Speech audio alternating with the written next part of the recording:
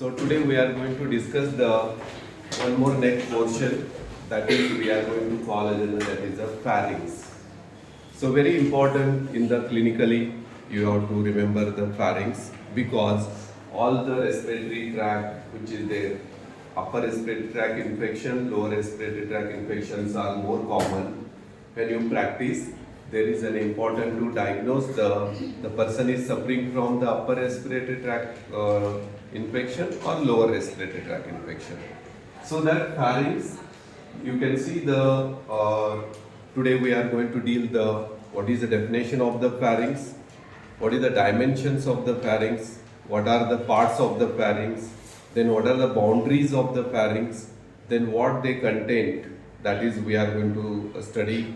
Then lastly, in the second part, we may cover the muscles of the pharynx and also the nerve supply, blood supply, venous drainage, lymphatic drainage, and lastly applied anatomy. So today, first part in this pharynx, we are going to cover the introduction, definition, then we are going to deal the three parts of the pharynx and its boundaries, then we are going to deal about the what are the contents and communications of the pharynx. So when you see the pharynx, it is a wide muscular tube. When you go to the diagram, with this diagram you can mention the and you can very well see the part which is behind the nose, behind the oral cavity and behind the larynx. So you have come across now the larynx, what is the larynx and what is the parts, cartilages. So you can remember the whatever this area which is we are going to call as a pharynx. So what is the introduction and definition of the pharynx? Pharynx is a wide muscular tube. It is a wide muscular tube which is situated behind the nose, behind the oral cavity, behind the larynx. So this part we are going to call as a pharynx. So this is included as a upper pharynx is commonly included as a upper respiratory tract passage or upper respiratory passage or upper respiratory tract because very commonly we have the infection in the upper respiratory tract like a common cold, nasopharynx, oropharynx, all they are important infections commonly seen in the pharynx. So this pharynx area situated behind the nose, we are going to call that is the nasopharynx. Area behind the oral cavity, oropharynx. Behind the larynx, we are going to call laryngopharynx. So whatever this pharynx, when you see the upper part which is behind the nose, this will transmit the only air. Whatever the upper part of the pharynx or nasopharynx, it is only transmit or it will act like a respiratory passage. So that you can remember this is only allowed the air, not and ever food enters into the nasopharynx. Not and ever enters normally. If abnormal condition may, it reverse vomiting from nose also can be takes some diseases of brain. So projectile vomiting is there in the meningitis and all. Except that normally I am using the word ever and never food enters in the nasopharynx unless and until it is a disease.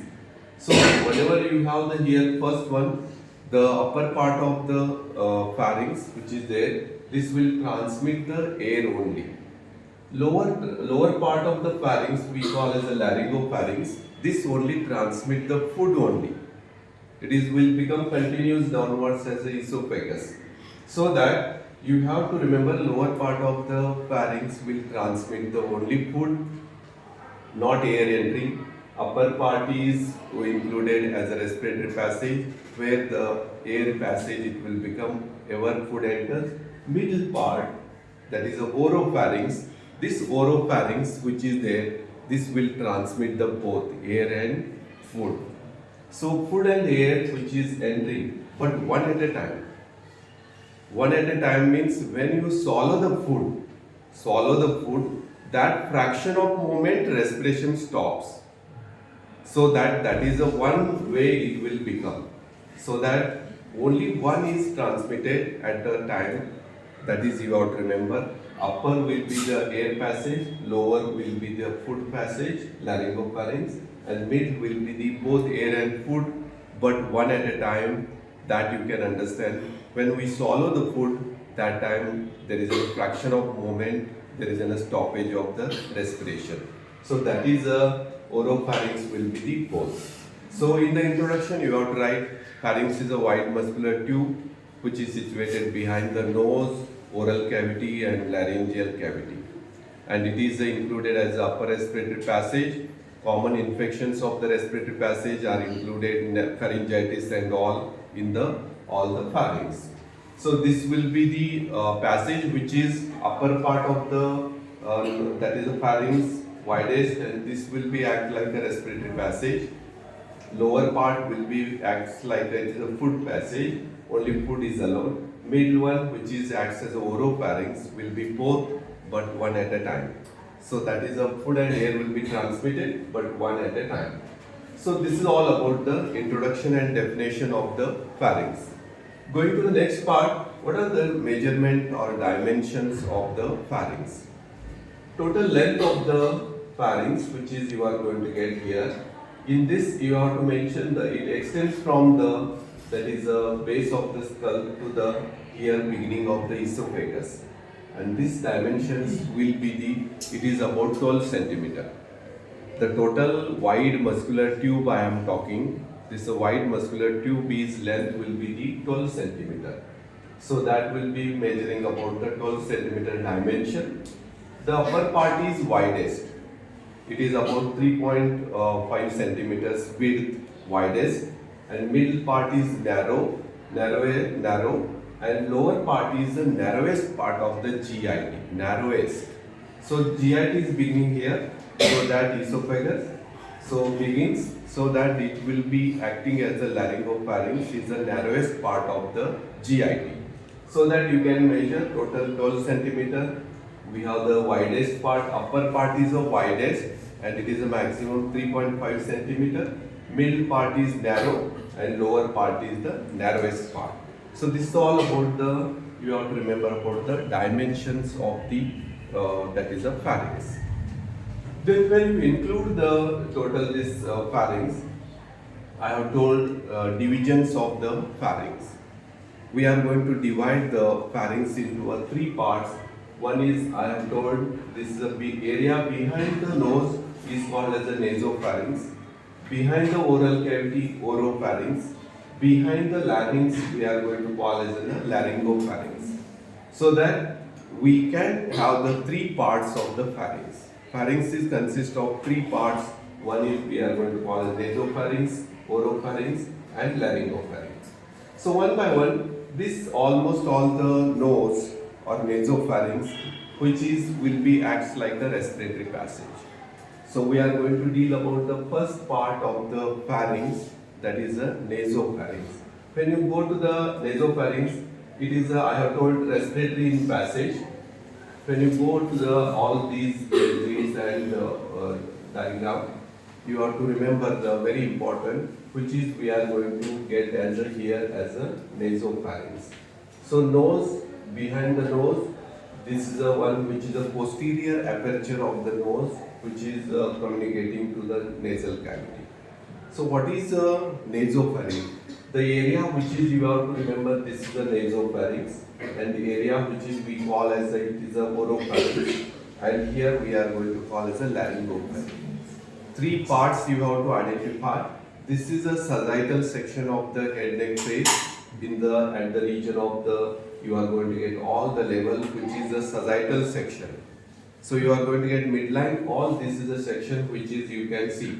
And also I have shown the part of the mandible, tongue and nasal cavity in the sagittal section of recently we studied in the practical. So that in this you have to remember what is the nasopharynx. I am dealing the first one which is we call, that is a what is the nasopharynx. Nasopharynx is the uppermost widest part of the pharynx, and this is the one which is situated behind the nose is called as a nasopharynx. So what is the definition of nasopharynx you have to tell? It is uppermost wide part of the pharynx which is situated behind the nose, we are going to call as a nasopharynx. And this is structurally and functionally. You both structurally and functionally, it is appears like a nose only. What nose is doing? What is the function of nose is there? So respiratory passage is there. One is, you have to tell, this nasopharynx is a respiratory function. Then allowed the only air, not and ever food enters into it. That is the first point. Second one, you have to remember, it is a non-collapsible. So you have to remember, it is a non-collapsible. You are going to get it never collapse and close the blocks the respiratory passage. So that is the one which is you have to remember. It is a non-collapsible patent. Patency of the respiratory tract is maintained. Then structurally, when you as a respiratory passage, you can include disease as a lined by the ciliated columnar epithelium. Respiratory passage histologically, when you study, it is a ciliated columnar epithelium, and nerve supply is by the trigeminal nerve. Because of these four things, the structurally, that is nasopharynx, is structurally as well as functionally, it is like a nose. So why structurally, functionally nasopharynx is like a nose? It is a air passage, never ever food enters. Then it is a non-collapsible and patent. Then third one is, you have to remember, it is lined by the ciliated columnar epithelium. Then you have the fourth is, that is supplied by the trigeminal nerve.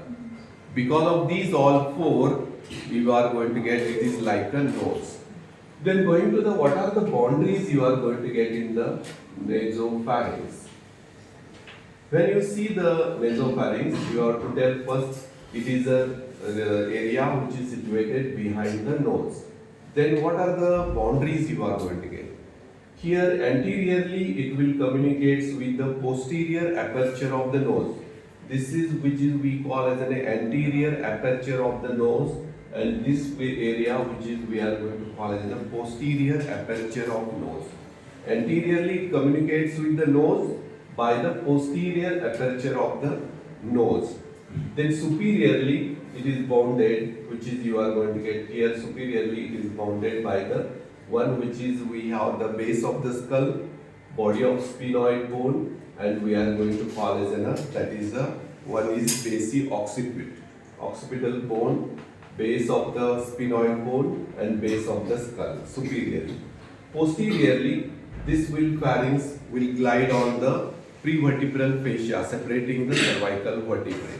That is, you have to remember, it will glide over the cervical vertebrae, that is a prevertebral fascia, that is separating from the vertebrae. And inferiorly it communicates with the oropharynx. Inferiorly it communicates with the oropharynx. This oropharynx by the, this is we call as a pharyngeal isthmus.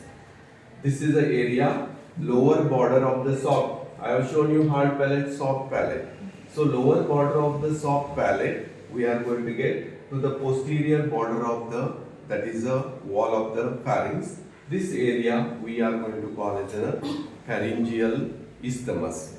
So pharyngeal isthmus is a lower border of the soft palate to the posterior wall of the pharynx. That will be communicating with the, that is the area which is we call as an oropharynx. Okay. So what I am talking about the nasopharynx, structurally, functionally, it is, I have told, like a nose. Then you have to remember the what are the boundaries and communication of the nasopharynx. In this you have to mention first, anteriorly communicates nasopharynx, communicates with the posterior aperture of the nose. Superiorly it is related to the base of the skull. You are going to get sphenoid bone and you are going to get the basi-occiput. Even you have the atlas bone. Then posteriorly we have the, it glides over the, we are going to get the prevertebral fascia and separating from the, that is the cervical vertebrae. Inferiorly it will be communicating with the oropharynx, so that it is we call as a pharyngeal isthmus. So this is a pharyngeal isthmus. On each side, when you see nasopharynx area, Here there is an opening of the tube. There is an opening. There is a communication from the, that is we have the nasopharynx to the ear, that is auditory tube. You are going to get tubal elevation, or we are going to get the auditory tube is opens here at the nasopharyngeal region. So we are going to get here on the laterally, we are going to get the opening or communication of the auditory tube to the nasopharynx. So something you have the diseases like a cough and cold common sinusitis and all. That time you have the problem with the ear. There is a communication from the, that is a middle ear cavity. So that is the one which is you have to remember about the auditory tube. And here we have the tubal elevation, one which is a tubal elevation, and we are going to get the some aggregation of lymphoid tissue also we are going to get in the nasopharynx. Aggregation of lymphoid tissue. Tonsil means what? It is nothing but the aggregation of the lymphoid tissue. There is an aggregation of lymphoid tissue in front of the, we are going to get the tube, or the in front of the base of the skull or the sphenoid bone. There is one aggregation of the lymphoid tissue we are going to get. Those are we call as a nasal tonsil. So nasal tonsil, which is the aggregation which is in front of the or below the base of the sphenoid bone, in front of the tubercle, that is we tubal tubercle or tubal opening, those we call as a nasal tonsil. Pathologically enlarged these tonsil we called as adenoids. What is the adenoids? These are very well developed in children. So child is always breathes through the mouth because respiratory passage is blocked because of the pathologically enlargement of the, that is we have nasopharyngeal tonsil, and these enlarged pathologically we are going to call as this is we call as adenoids. Adenoids commonly seen in children. Pathologically enlarged nasopharyngeal tonsils we are going to call as adenoids. So that is one which is you have to remember here. Again, tubal collection near the tubal below, there is an aggregation of the, again one more aggregation of lymphoid tissue. Those we call as a tubal tonsil. So tubal tonsil, then we have the nasopharyngeal tonsil.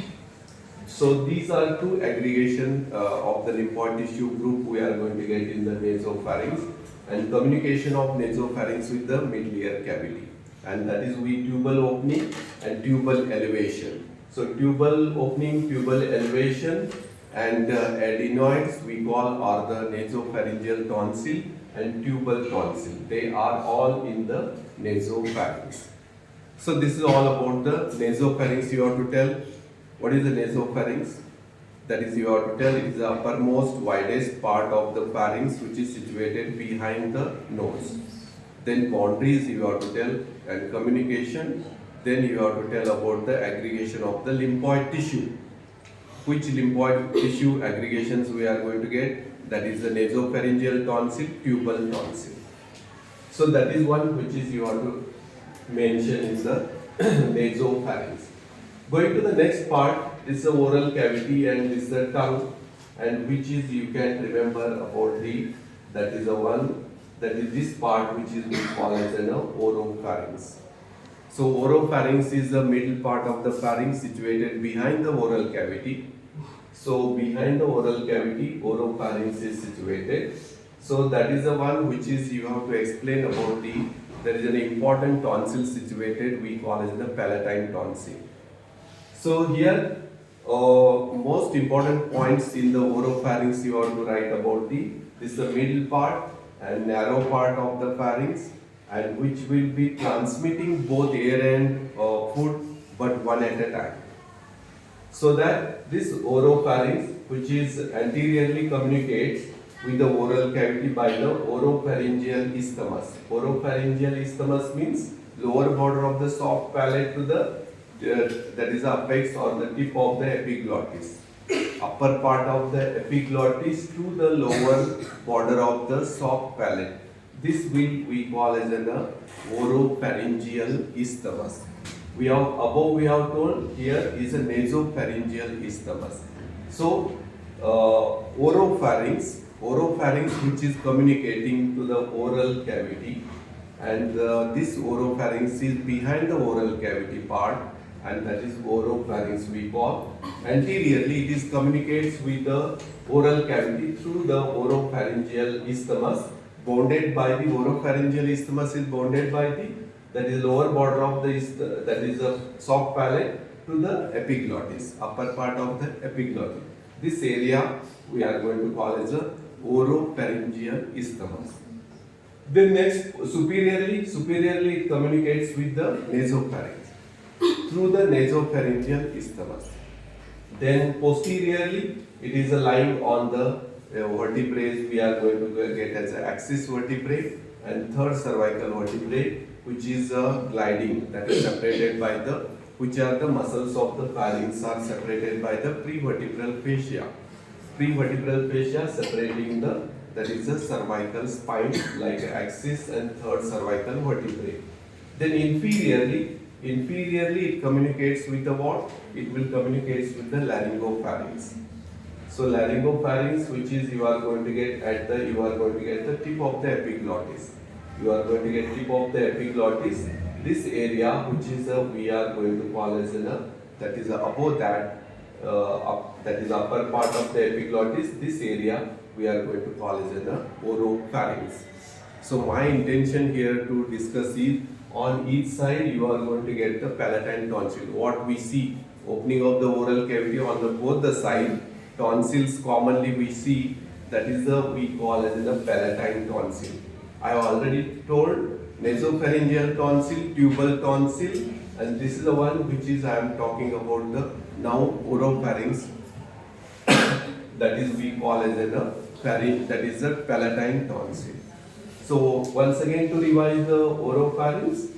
Oropharynx is the middle part of the pharynx situated behind the oral cavity, and behind the oral cavity it is situated, and it is a narrow part of the pharynx. It transmits what? It transmits food and air. It becomes both the passage, but one at a time. So in this you have to mention the boundaries. Above superiorly it communicates with the nasopharynx, with the what we are going to get the nasopharyngeal isthmus. Anteriorly it communicates with the oropharynx, or that is the oral cavity, by the oropharyngeal isthmus. Inferiorly it will communicate with the larynx, that is we are going to get at the level of the epiglottis. Then posteriorly it is gliding over the cervical prevertebral fascia separating the cervical vertebrae. That is mostly you are going to get axis and third cervical vertebrae. Then on each side there is a situation on the you are going to get neck, opening the mouth in the oral cavity, whatever on the side you are going to see, that is the one which is a tonsils, aggregation of lymphoid tissue, that is we call as a palatine tonsil. So this is a palatine tonsil which is situated in the tonsillar fossa. It is bounded by two arches. We are going to get palatoglossal arch, palatopharyngeal arch. These are the two things which are in the bounding the tonsil. Means what? These are palatoglossal arch and palatopharyngeal arch, which are in between that there is a presence of the palatine tonsil, and this we call as a palatine, that is a tonsillar fossa. And this is a oval in shape, having a upper pole, lower pole. Then it is having medial border, lateral border, anterior and posterior surface. Medial lateral border, two surfaces and two poles. It is a oval in shape. You are going to get the oval because that it is having the any oval structure we have in our body. Ovary we have, testis we have, and tonsil.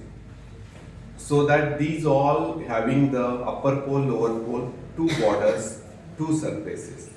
Here we have in this upper pole, lower pole, we have the medial lateral border, anterior and posterior surfaces.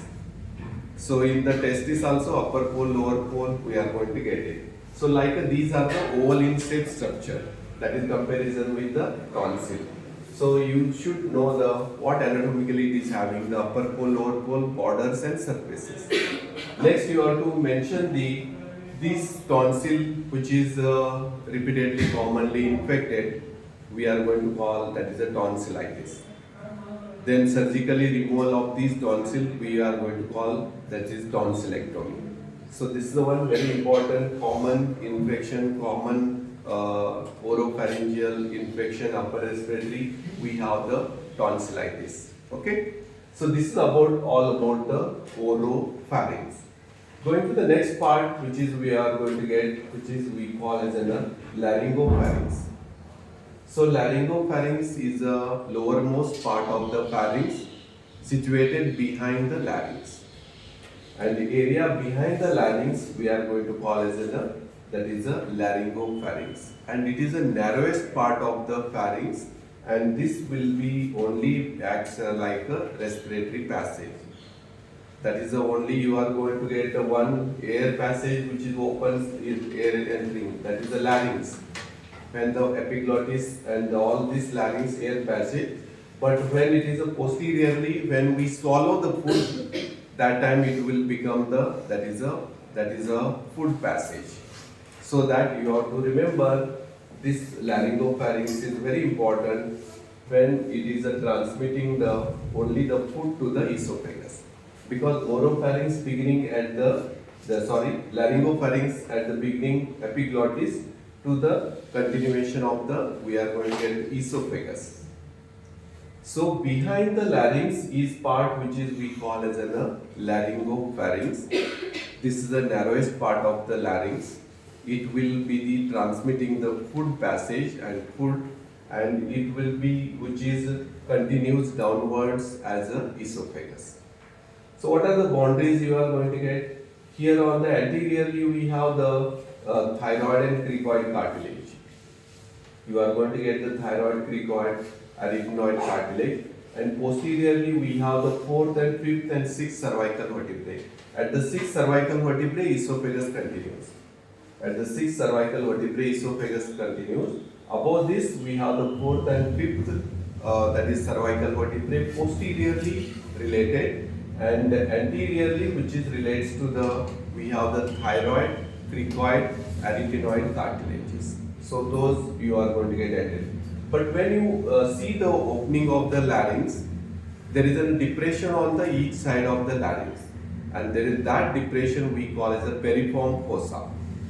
Periform fossa is the one which is on either side of the larynx. There is a depression, depressed part on either side of the larynx, and that is we call as a periform fossa. So this is you have to remember in the laryngopharynx. So laryngopharynx you have to tell it is a lower narrowest part of the pharynx, and which is situated behind the larynx we are going to call as a laryngopharynx, and this is anteriorly related to the thyroid, cricoid cartilage, arytenoid cartilage, posteriorly fourth and fifth cervical vertebrae on the posteriorly, then on each side it is having the periform fossa. So that you have to remember about these all three parts of the pharynx. So nasopharynx, oropharynx and laryngopharynx. Then common boundaries of the pharynx. Total all these three parts you have studied. What is the total pharynx is bounded or boundaries you are going to get. I am talking about the total boundaries of the pharynx. So when you see after the dimensions measurement, as measurements which is we are going to call, here it is almost all you are going to get, that is extending from the total base of the skull to the that is the beginning of the esophagus, that is a 12 centimeters measuring. Upper part is widest you are going to get 3.5 centimeter, that is the widest, that you have to remember. Middle is narrow and lower is the narrowest. So next you have to explain about what are the total boundaries of all these pharynx. When you see the total boundaries of pharynx, you have to, it is bounded by the superiorly. Now I am talking about all three pharynx or total boundaries of the pharynx and communication, relation, attachments.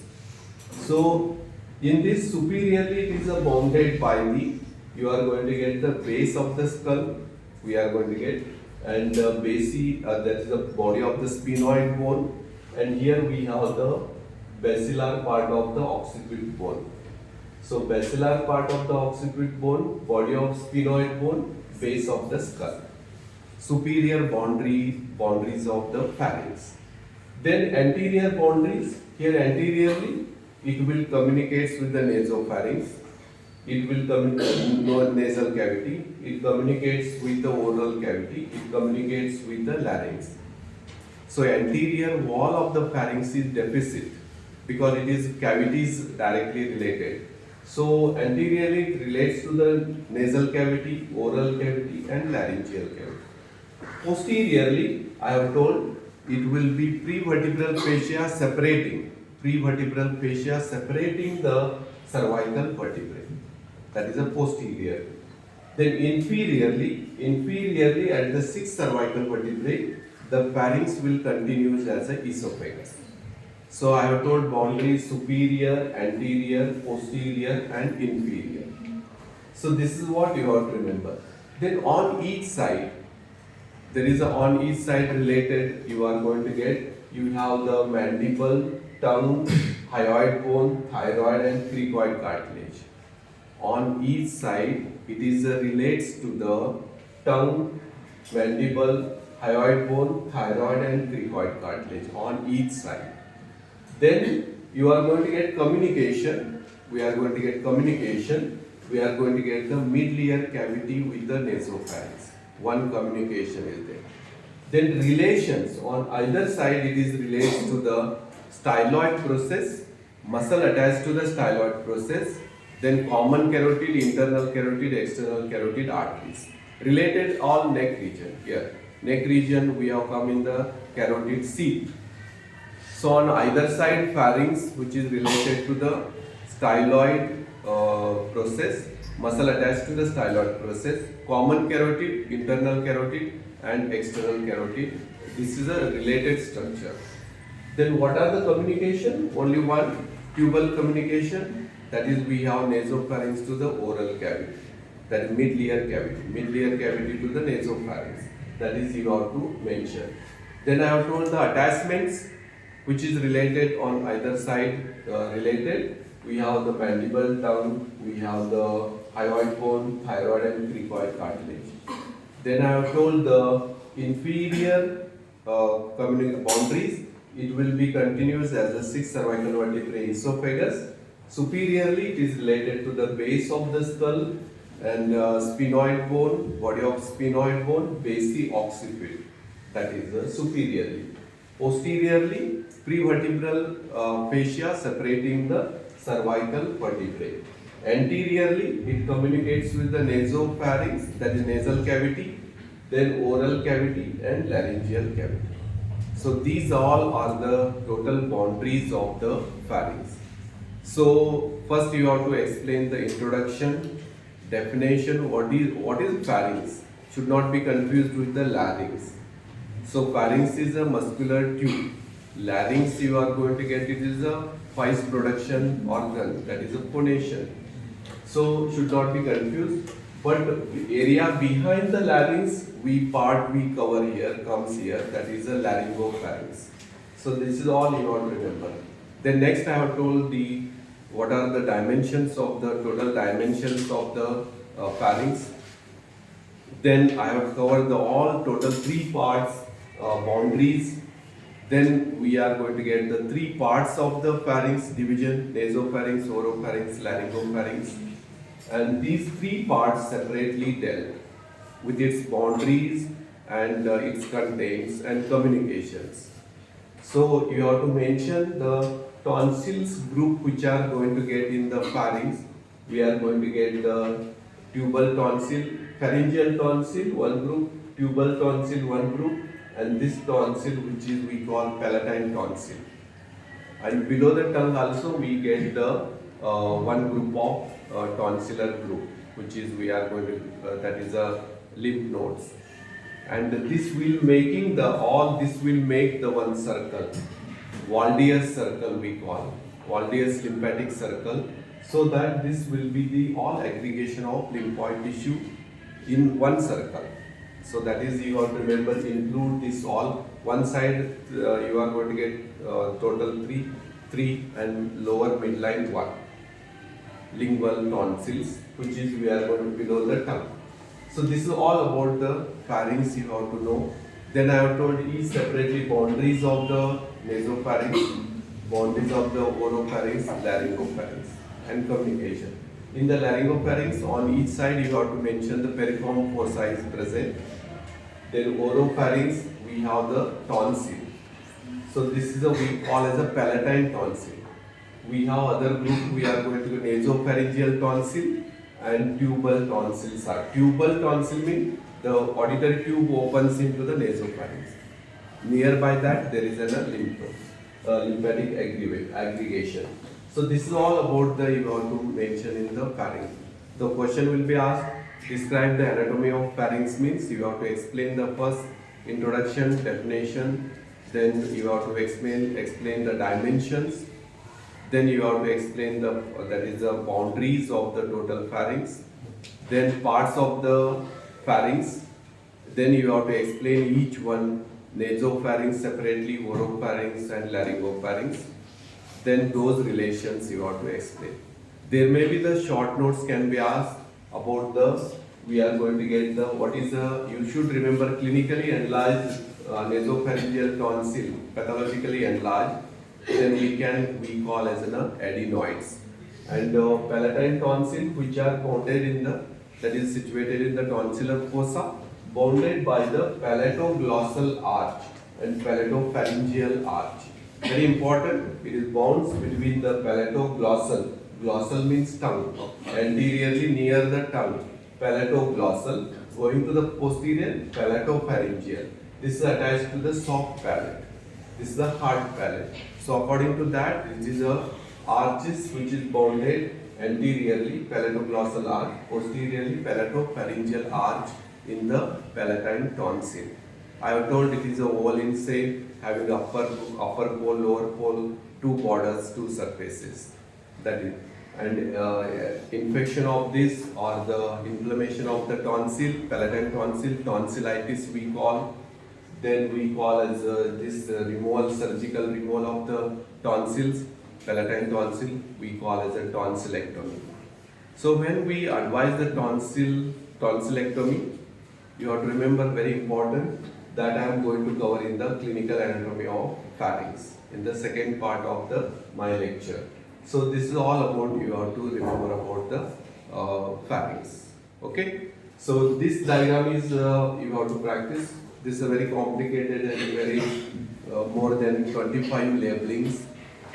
So drawing is very that is a complicated, but you can understand the all pharynx with this. So this is what you have to remember. Most important, you have to remember about this diagram, and this is one which is represents the all part of the pharynx. Then introduction I have covered, clinical part, then full upper part 3.5 centimeter widest, middle and lower part, that is the dimensions you have to cover. So one which is a diagram, this is one you can practice, means it will be better for the description of the pharynx. Okay.